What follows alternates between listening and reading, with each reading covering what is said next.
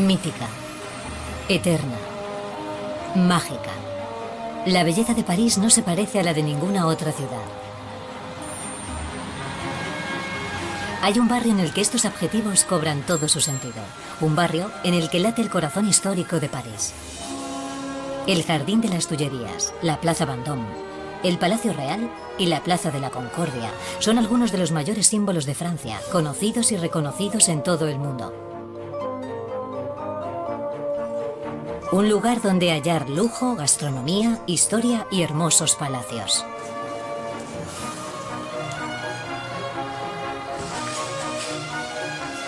Para tomarle el pulso a la magia que se produce desde hace siglos, hay que adentrarse en el París real.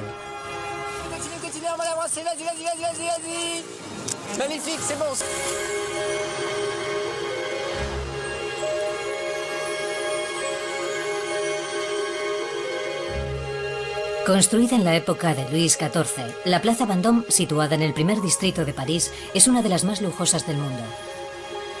Un lugar que atrae a las más prestigiosas firmas de joyas. Algunas están aquí desde hace más de 150 años, otras desde hace solo unos meses. Laurence Bomer es el último joyero que se ha instalado en la Plaza Vendôme. Con 48 años, este hijo de diplomático franco-alemán acaba de haber cumplido su sueño. Todas las mañanas, nieve o llueva, vengo en bici, salvo cuando ha helado. Vamos al 19 de la Plaza Vendôme. A mi tienda. Llevaba mucho tiempo soñando con tener un local en la planta baja de la Plaza Vendôme. Un sueño de infancia. Este es el sitio en el que debe estar un joyero. Un lugar cargado de historia, de la historia de Francia, por supuesto, pero también de todos sus joyeros. Y estar aquí, a pie de calle, es algo con lo que siempre he soñado.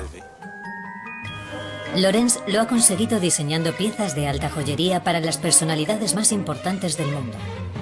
Fue él quien creó la tiara con la que se casó la princesa Charline de Mónaco. Está a punto de terminar una de sus últimas creaciones. Buenos días, Alexia. ¿Qué tal está? Muy bien, ¿y usted? Creo que tiene algo que enseñarme, ¿verdad? Sí, acaba de llegar su último collar. Es fantástico. Esto es muy prometedor. ¿Lo ha diseñado usted, señor Bomer? Sí, por supuesto. Es un collar que hemos diseñado inspirándonos en el cristal, el hielo, la geometría. Lo difícil en este caso ha sido preservar ese lado salvaje y dotarlo a la vez de articulación y comodidad. Son diamantes engarzados en oro blanco. ¿Cuánto cuesta esta pieza? Rondará los 150.000 euros. Todavía nos falta un último paso, ajustar el colgante aquí debajo. Es una aguamarina única en el mundo. Me encanta este estilo. Es probable que volvamos a trabajar con cristales, aunque con otro toque. Para entender mejor el interés por instalarse en la Plaza Vendôme, hay que iniciarse en los secretos de los talleres de construcción. Aquí, en el más absoluto secreto, los mejores artesanos desarrollan su arte y perpetúan sus técnicas. Tenemos mucha suerte de estar en la Plaza Vendôme, porque Francia tiene un saber hacer único en lo que se refiere a articulación, engarces y tallado de piedras. Pocos sitios del mundo pueden compararse a este. Se han necesitado 600 horas de trabajo para elaborar el collar polar.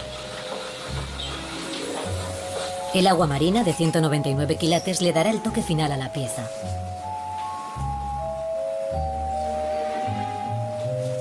Francia es uno de los pocos países que forma a joyeros.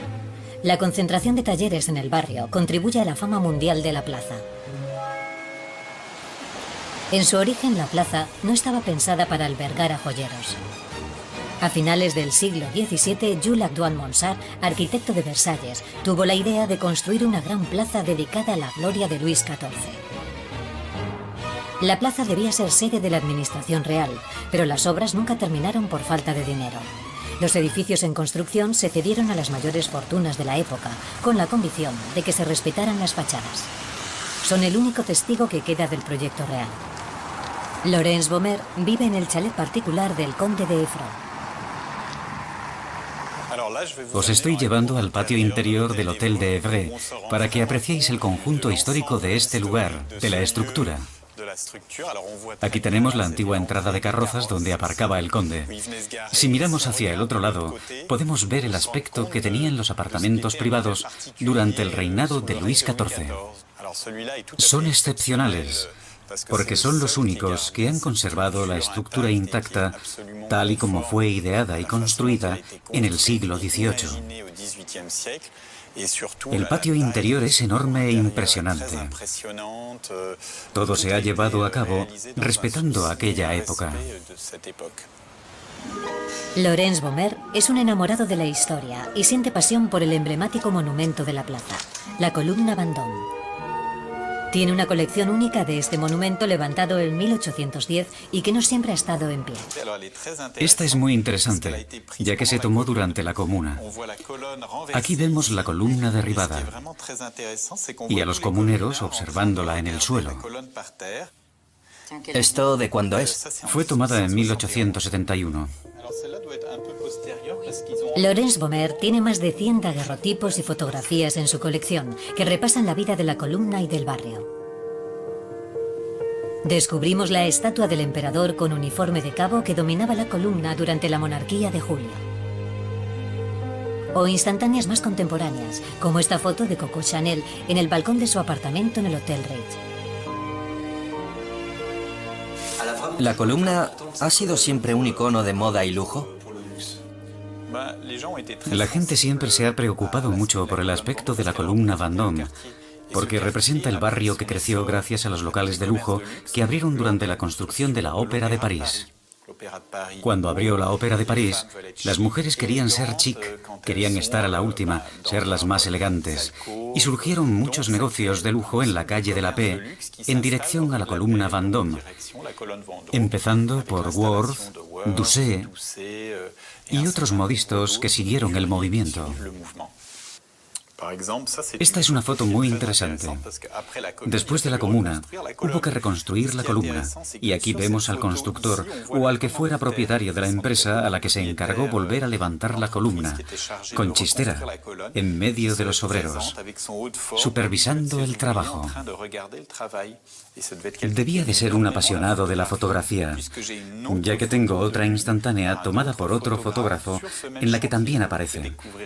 Aquí vemos el conjunto de las obras, a los obreros y a este personaje. Es él.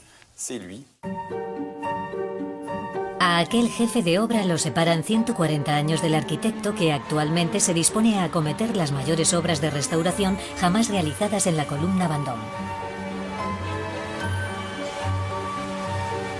Christophe Bottineau es el arquitecto que se encarga de los monumentos históricos. Las llaves de la columna.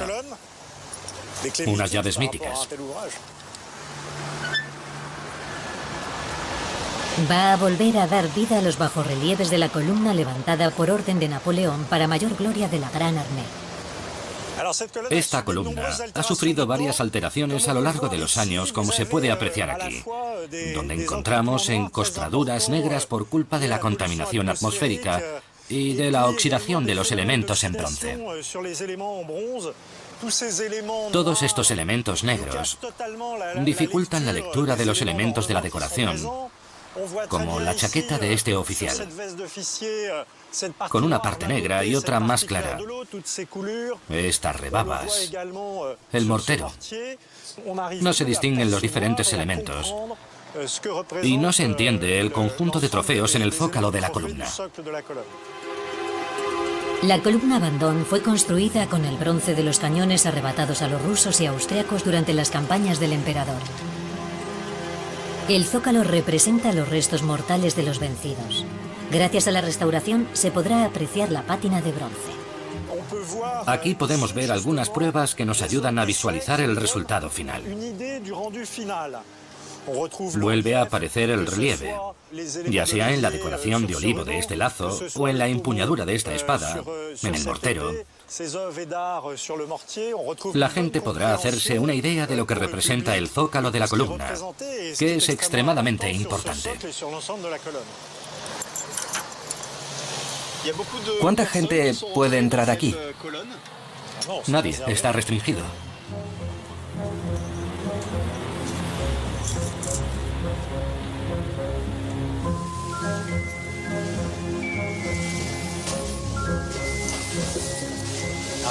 Es un lugar de difícil acceso, como podéis comprobar, y por eso está cerrado al público.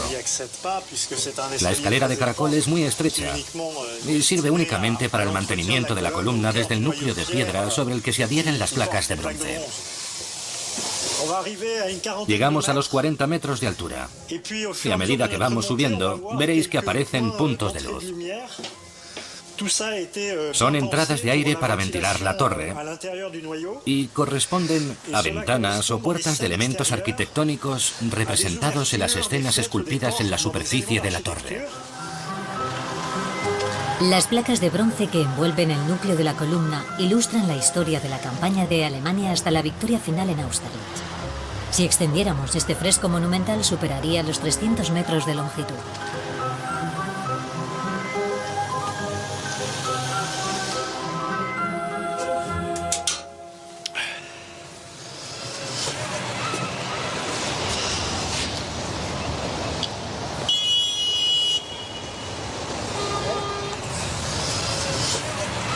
Siempre es emocionante estar al pie de la estatua de Napoleón y, sobre todo, observar París desde las alturas. Dominar la Plaza Vendôme es algo excepcional. Uno se da cuenta de lo pequeño que es. En medio de semejantes horizontes, ya sea San Eustaquio, el Louvre, Orsay, los Inválidos. Ahí vemos surgir el obelisco de la Plaza de la Concordia, justo delante de la Torre Eiffel.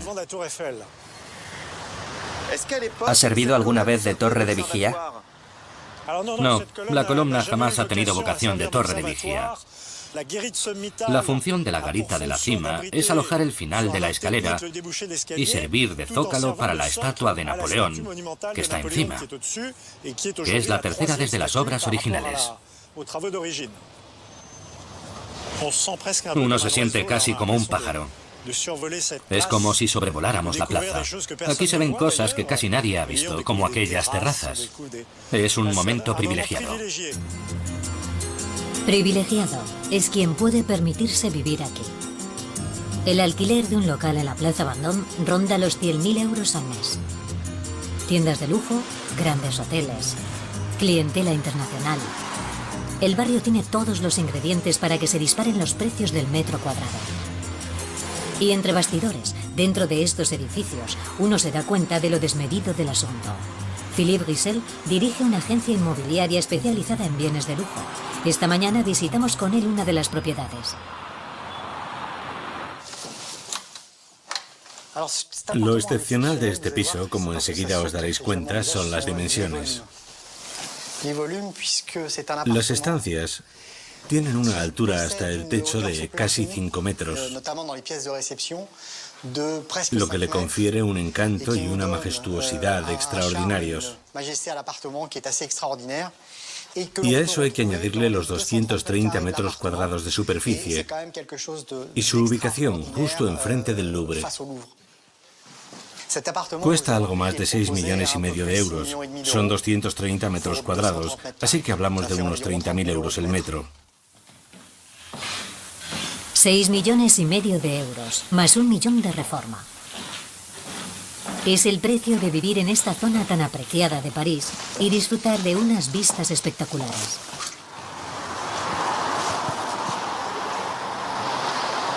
Ya que hablamos de vistas, os voy a dejar que disfrutéis de las que tiene este piso.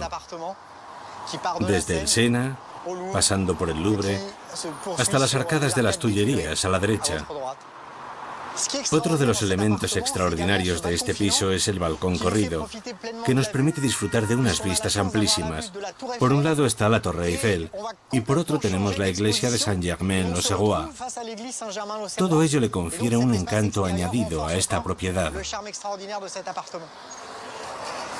Es un tipo de piso muy cotizado sobre todo por clientes sudamericanos, en concreto brasileños, para los que una segunda residencia ha de medir al menos 200 metros cuadrados. Son multipropietarios. Tienen casas en París, Londres, Ginebra, Tokio, Hong Kong. Son gente con un poder adquisitivo elevadísimo, que están enamorados de París y quieren un trozo de la ciudad. Estos pisos son perfectos para ellos.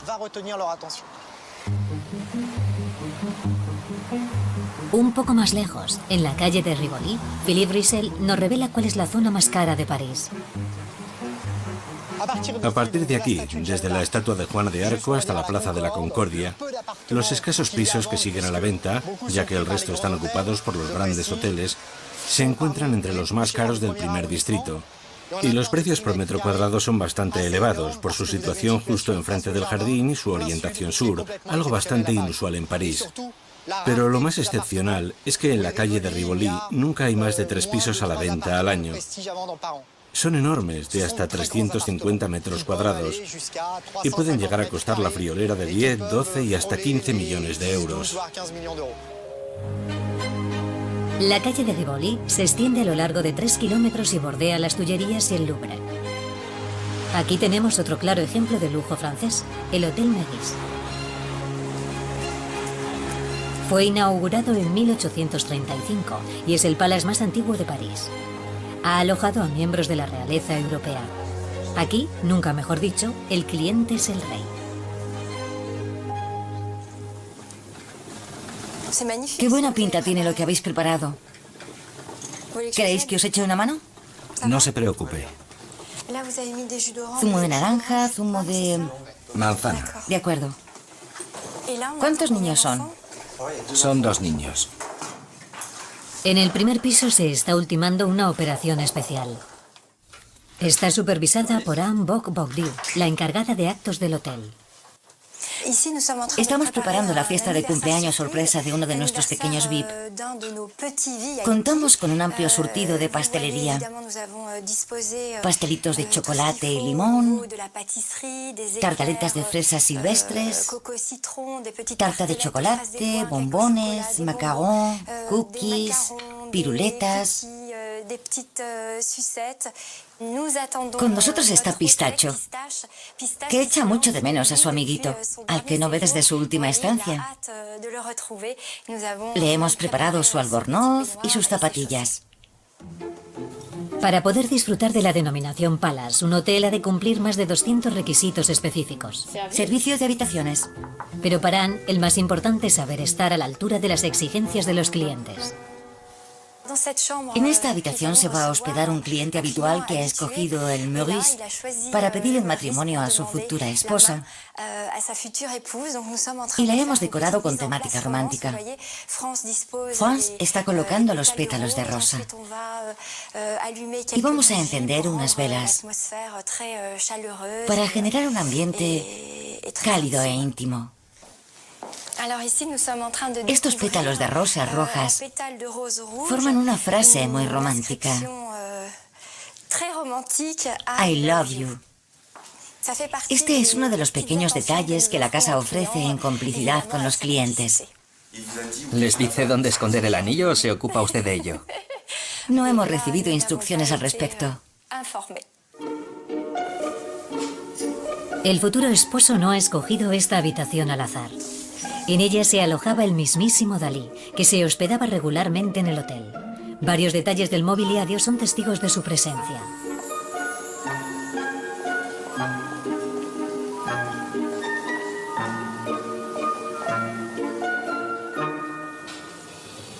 El hotel, decorado a la moda del siglo XVIII, cuenta con una joya que solo unos pocos privilegiados pueden costearse. Para entender de lo que estamos hablando, hay que subir a la azotea. ¿Servicio de habitaciones? ¿Dónde estamos ahora, Anne? Estamos entrando en la mejor suite del hotel, la suite real, nuestra estrella. Domina todo París. Desde aquí se ve el Louvre, y si avanzáis un poco más veréis el Museo d'Orsay, y justo delante tenemos la Torre Eiffel. Esta suite tiene casi 300 metros cuadrados. La terraza de 350 metros cuadrados ofrece una vista de 360 grados de todo París.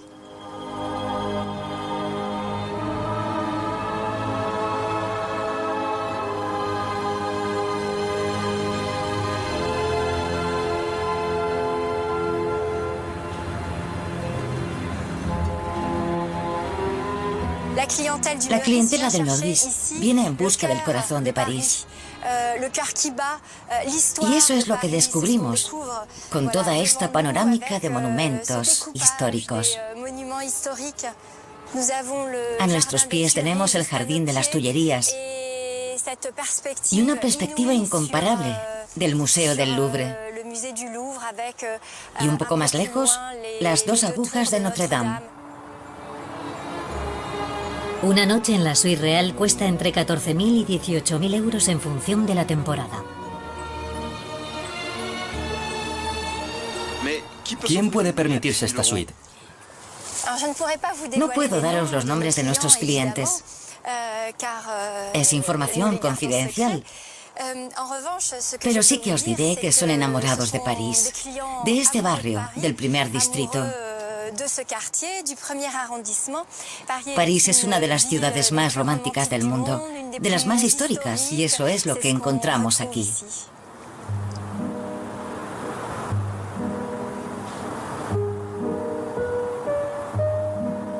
La historia del barrio también se ha escrito aquí, en el Jardín de las Tullerías.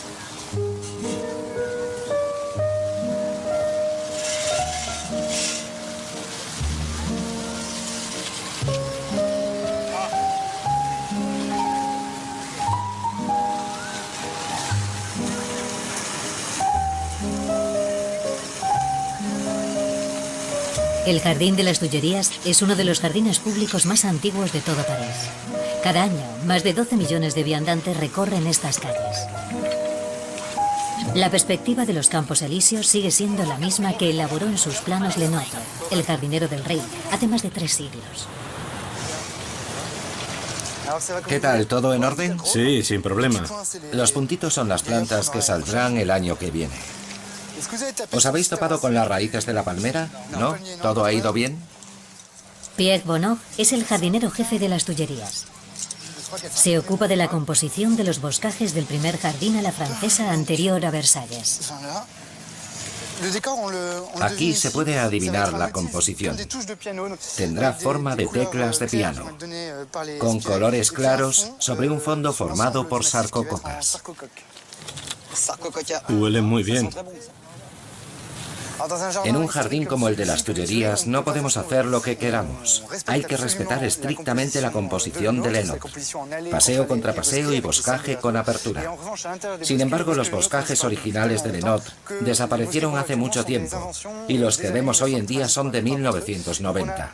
Así que tenemos un jardín del siglo XVII que sirve de fondo a un jardín interior del siglo XXI. Trazados geométricos. Perspectivas espectaculares. Composiciones inteligentes. La genialidad de Lenotre reside en asociar un palacio, un gran jardín y la explanada de los Campos Elíseos. Este modelo de acondicionamiento urbano será retomado en ciudades como San Petersburgo o Washington, frente a la Casa Blanca. Lo que sigue fascinando hoy en día del Jardín de las Tullerías es la perspectiva que nace al pie del Arco del Triunfo del Carrusel y que atraviesa el jardín por el paseo central hasta los Campos Elíseos. El hecho de que se vean los Campos Elíseos desde las Tullerías y de que nos atraigan tanto nos indica la fascinación que sigue generando Lenotre 3 siglos después de su muerte. Y para comprender la visión que Lenotre le propuso a Luis XIV, hay que subir hasta el tejado del Arco del Triunfo del Carrusel del Louvre. Hay un poco de polvo. Pierre sube con Guillaume Fonel, conservador del Museo del Louvre.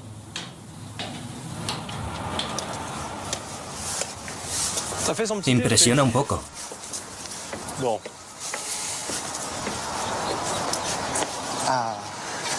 Qué bonito. Desde aquí se entiende mejor el jardín. Fue pensado para que se apreciara desde cierta altura. Hoy en día, cuando paseamos por él, hay ciertas cosas que no somos capaces de entender. La perspectiva es de la época de Lenot y se extiende hasta los Campos Elíseos. Pero el paisaje ha cambiado completamente. Se ha urbanizado.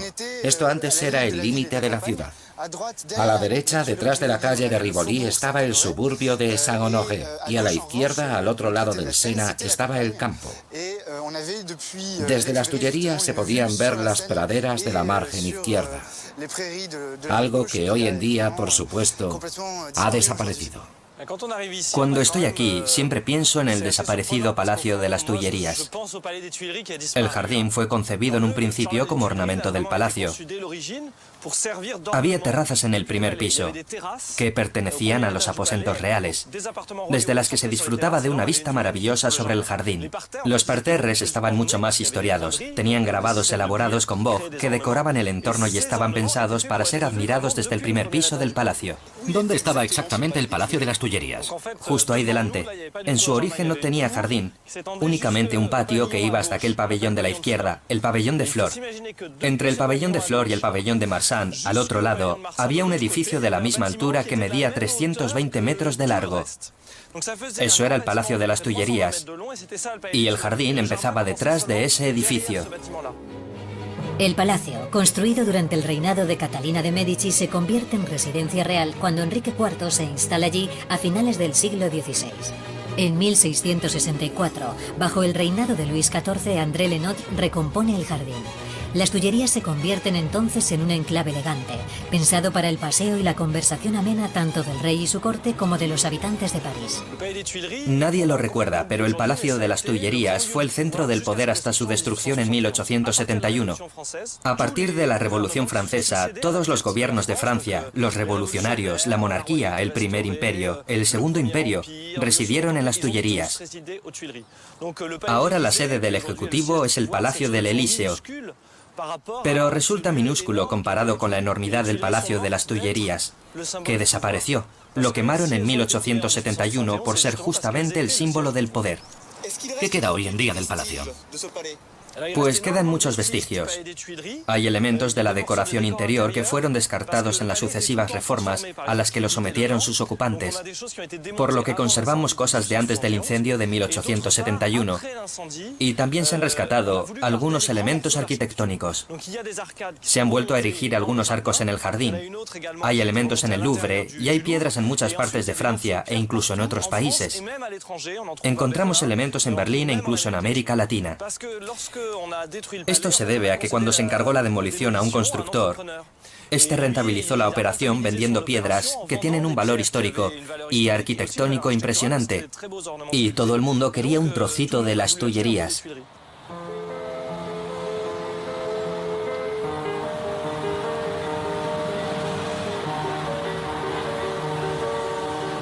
En el jardín de las Tullerías, cargado de historia, existen otros testigos del pasado.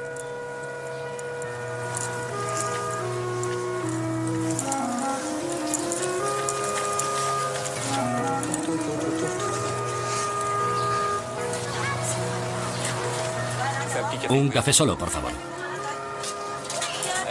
¿Está Elliot?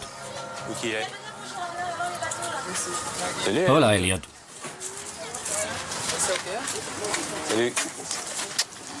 ¿Me ayudas con los barcos? Vamos. Pesa mucho. Menos mal que estás aquí para ayudarme. ¿Luego pasas a verme? Alain Courbet, escultor, lleva 25 años empujando su carro con barcos.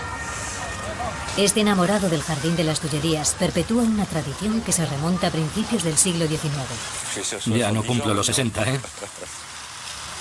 En cuanto llego, es la revolución. ¿Dónde ha comprado los barcos? Los he hecho yo mismo. Cojo un trozo de madera y yo mismo los fabrico. Para usted esto tiene que ser el paraíso con tanta escultura. Hay cosas maravillosas. Me encantan los mayol. Pero hay que verlos cuando ha nevado. Así se aprecia la sencillez a todos los niveles. Aquí el ritmo lo marcan las estaciones. ¿Qué es lo que le empuja a seguir? El sol, el cielo de París, la sonrisa de los niños, la eternidad. Tengo muchos recuerdos de la infancia. Mi madrina vivía cerca y en Navidades y Semana Santa venía aquí de vacaciones. Todavía recuerdo el tío vivo. Una cosa que se me ha quedado marcada de cuando tenía unos 4 o 5 años es la imagen de los jardineros que rastrillaban las hojas. Eran 2 y se movían tan despacio que parecían autómatas. Siempre lo recordaré. Hola, ¿cuánto cuesta? Son 2 euros por 20 minutos. Puedes escoger el barco que quieras. Tengo muchas anécdotas y muchos recuerdos.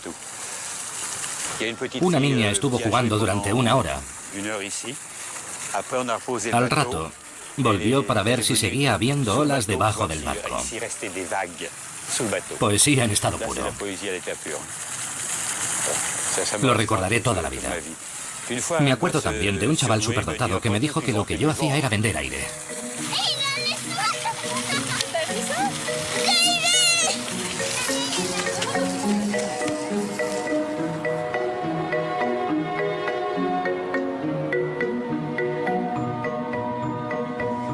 Maravilloso. Así, seguid, seguid. Con las bicis detrás queda precioso. Eso es, así. Cruzad, muy bien. Venid hacia mí. Así, así, así, muy bien, muy bien. Seguid andando. Bailad, bailad. Muy bien. Ahora id hacia allí. Sí, muy bien, perfecto. Daos un beso. Perfecto, así, así. Muy bien. No os avisé de que era un poco peligroso. Nos encanta el toque aventurero. Es genial. Para sus fotos de boda, Elodie y Jonathan han contratado los servicios de Michael Guest, fotógrafo profesional conocido por sus fotos de grandes ciudades como Nueva York o Tokio. Las fotos que está haciendo hoy siguen una tendencia originaria de los Estados Unidos. El trash de dress consiste en inmortalizar una boda después de la ceremonia, con fotos descontextualizadas y sin miedo a ensuciarse la falda. Atráelo hacia ti. Eso es, muy bien. Dale un beso. Así, perfecto. Esto es una foto de boda rockera y glamurosa. Y un poco fashion también. Estamos frente al Meguis. Forma parte de la imaginería parisina. Tiene ese aspecto muy chic y muy elegante. Ahora date la vuelta. Enseguida encuentras esa magia, ese ambiente que irradia los lugares cargados de historia y que le confieren un matiz mucho más rico que, por ejemplo, si hubiéramos hecho la típica foto de los novios frente a un lago. Algo que resulta mucho más plano. Seguid, seguid. ¿Le suelen pedir muchas fotos en la Plaza de la Concordia? Sí, es uno de los rincones mágicos de París. Cuando hago fotos de boda en París, es un sitio recurrente. Claro que sí. Vamos a ponernos frente al Hotel Crillon. Venga, bailad un poquito. Eso es. Muy funky.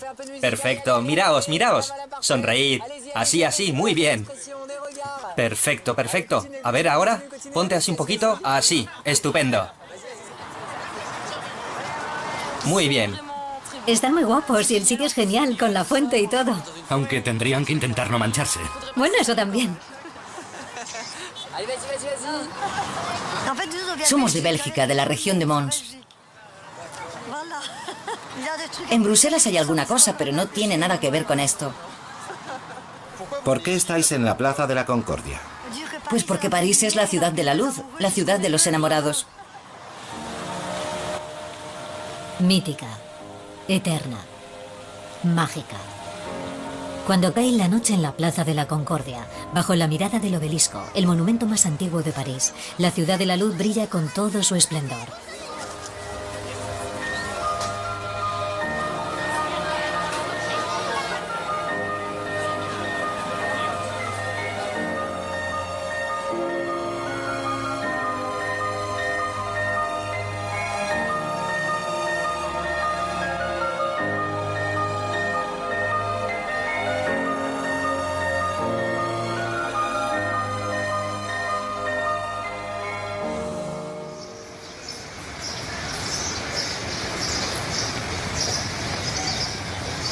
Este es un lugar poco frecuentado por los turistas.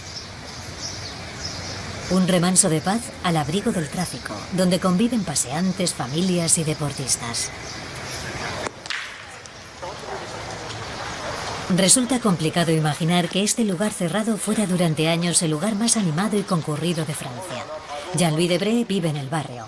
Es el presidente del Consejo Constitucional de la República Francesa y un apasionado de la historia, que se sabe al dedillo la vida del Palacio Real y de sus arcadas. Buenos días. Señor presidente. Estoy buscando... Busco un regalo.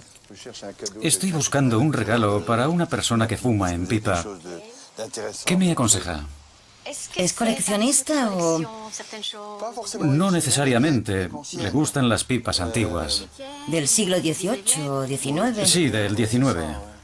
Esto es muy original. ¿Qué es? Es enebro. ¿Pero es una pipa? Sí, se fuma así. Increíble. Es un único trozo de madera. Se ha tallado todo por dentro. Esta es una pipa de 1818 hecha aquí. Me encanta venir aquí. A través de cada objeto puedo seguir la pista de la historia de Palacio. Me encanta. La originalidad de esta tienda es que siempre ha fabricado aquí sus pipas. Es fascinante.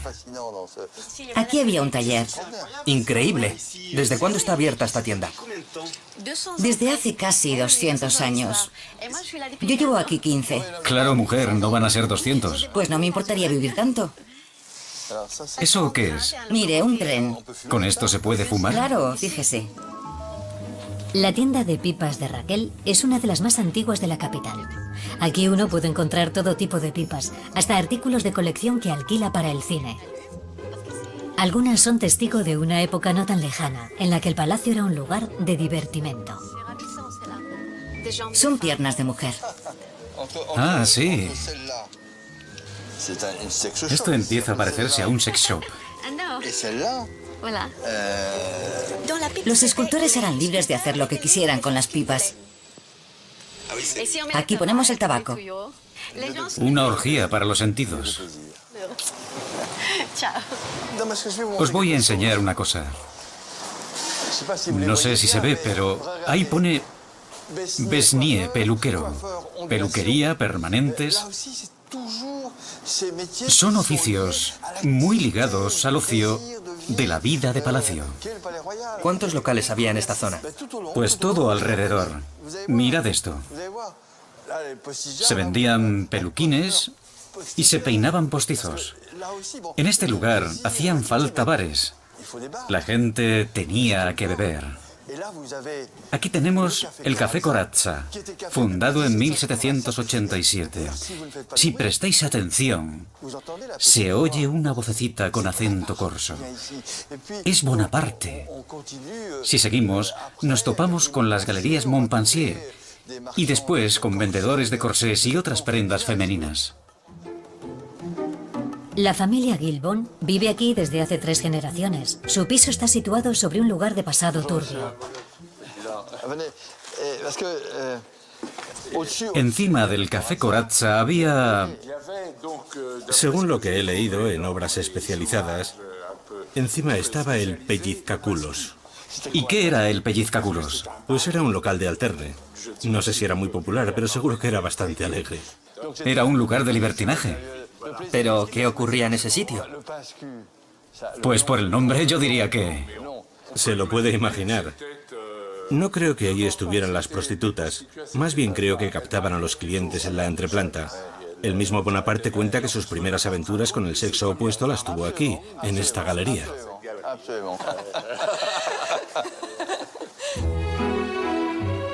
Entre 1780 y 1830, el Palacio Real vivió medio siglo de locura. Era el punto de encuentro de una sociedad parisina a la vez elegante y libertina. Aquí, en un espacio cerrado que solo se comunicaba con el exterior mediante galerías y peristilos, se reunía todo lo que la capital podía ofrecer en materia de lujo y placer. En la actualidad, el ambiente es más moderado y las boutiques de moda se han hecho con las arcadas. Pero sigue habiendo un sitio que nos remite a esa época.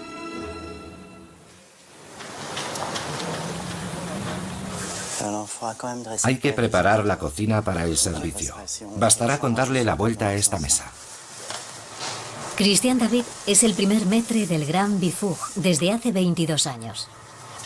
Fundado en 1784, el antiguo café de Chartres mantiene su decoración original. Periodo del directorio para los techos y principios del 19 para los paneles figurativos que evocan el ambiente de fiesta del jardín del Palacio Real. Estos paneles decorativos son bastante evocadores, ya que transmiten mucho a través de una sonrisa que no es tal, pero que invita a la degustación. Esta mujer nos tiende un sorbete con mucha elegancia y a la vez lo indica con el dedo. Nos indica que queremos probarlo. Venid y descubrid estos sorbetes. En el siglo XVIII eran toda una novedad. Justo enfrente tenemos otra mujer muy interesante. Nos sigue con la mirada y está sujetando una manzana. Me parece que está claro que es la tentación. Si París es la capital de Francia, el Palacio Real era la capital de París. En este enclave cerrado había hasta 300 negocios y unos 15 cafés. Había que tener mucha imaginación para atraer a la clientela. Los cafés, los locales, los garitos, todos ellos hacían de este lugar, que se había convertido en cita obligada, un sitio completamente desquiciado. Era una fiesta constante. Había un personaje que se llamaba Nevos, que abrió un café a finales del 18. No daba a la calle, por eso le era todavía más difícil atraer a los clientes. Así que se le ocurrió colocar bañeras en las alcobas y llenarlas con champán. En aquella época el champán estaba muy de moda. Os dejo que os imaginéis lo que pasaba después. Era una locura. No creo que fuéramos capaces de reproducir aquel ambiente del 18 en nuestra época. En las cocinas del restaurante, el chef Guy Martin tampoco intenta reproducir las recetas de antaño. Propone una cocina de 2 estrellas.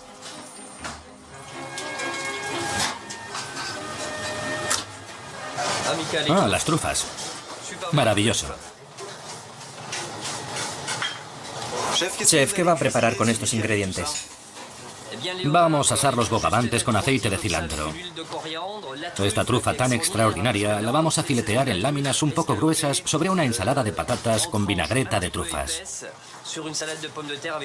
Así de sencillo y maravilloso. Es una gozada. Un suspiro de aceite de nuez del Perigord, un pellizco de sal de Guérin, una pizca de pimienta y ya está. El Grand Bifug es todo un emporio de las artes culinarias. Lo que no es tan conocido es que el restaurante fue el escenario de una revolución que cambió para siempre la gastronomía francesa. ¿Qué se comía en el Grand Bifug en el siglo XVIII? Las costumbres culinarias eran muy variadas. Aves, pucheros, caldos, sobre todo platos cocinados a fuego lento, puesto que era una buena manera de conservarlos. Pero lo verdaderamente interesante es que se pasó de la fuente al plato. Se cree que la primera vez que se utilizaron los cubiertos para comer y no para servir fue en el Grand Bifug. ¿Qué es realmente un restaurante? Un restaurante es un sitio en el que no te imponen un menú. Es un sitio en el que se come con cubiertos. Me explico. La innovación de este restaurante fue que en el siglo XVIII pasaron de las fuentes centrales que se iban sirviendo, de las que todos iban probando y que eran las mismas para todo el mundo, a platos individuales a gusto del comensal, y para los que eran necesarios los platos propiamente dichos, y los cubiertos. Era la primera vez que se utilizaban cubiertos y que se pedía a la carta, y fue en el Grand Bifug. Por eso puedo asegurar que el restaurante más viejo de Francia, y seguramente del mundo, es el Grand Bifug. El Palacio Real se convierte en el corazón de la vida parisina, con los primeros grandes restaurantes al amparo de la moda de comer con tenedor. Esta concentración de la alta restauración parisina contribuyó mucho a asentar la supremacía de la cocina francesa en el mundo.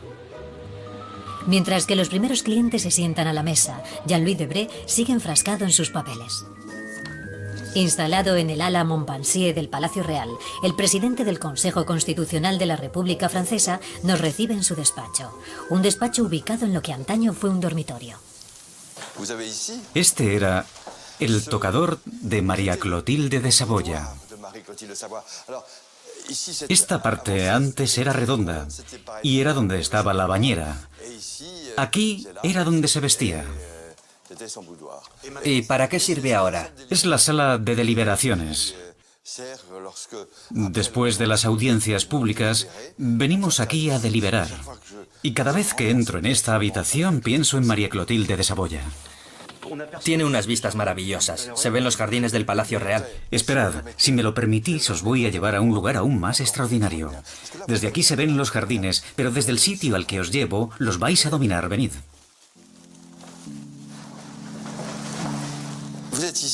Estamos en un palacio que ha sobrevivido a todos los regímenes políticos. Fue el palacio del cardenal Richelieu, primer ministro de Luis XIII, y por supuesto, Luis XIV se crió aquí. Se fue convirtiendo progresivamente en el palacio de la otra rama de la familia real, los Orleans.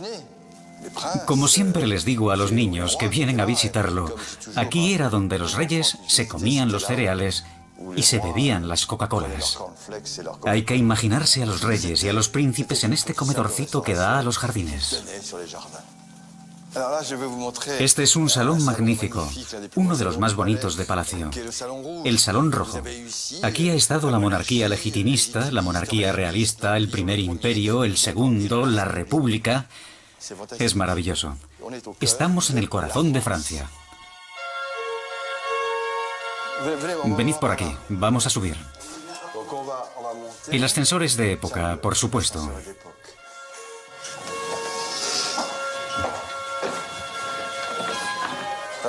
¿Qué tal?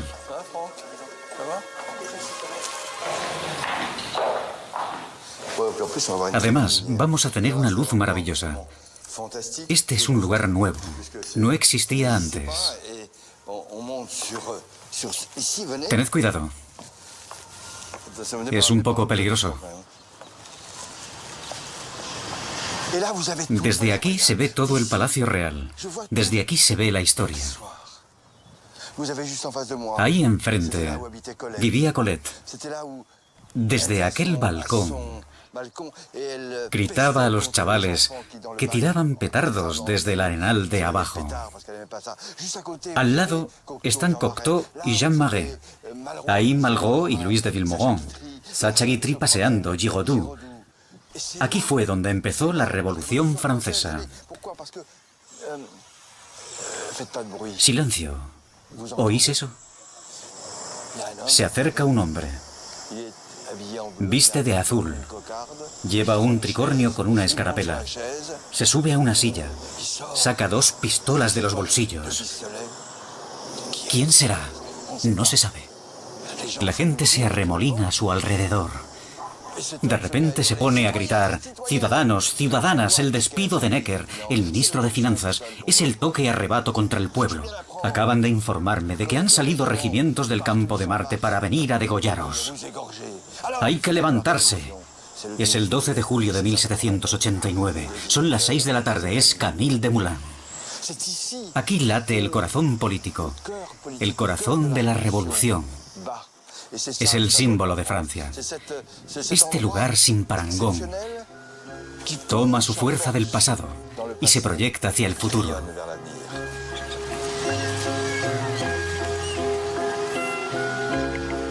Forjada en el pasado, celebrada aún hoy en día, la historia del París real continúa. El corazón de la ciudad de la luz sigue latiendo. París siempre será París.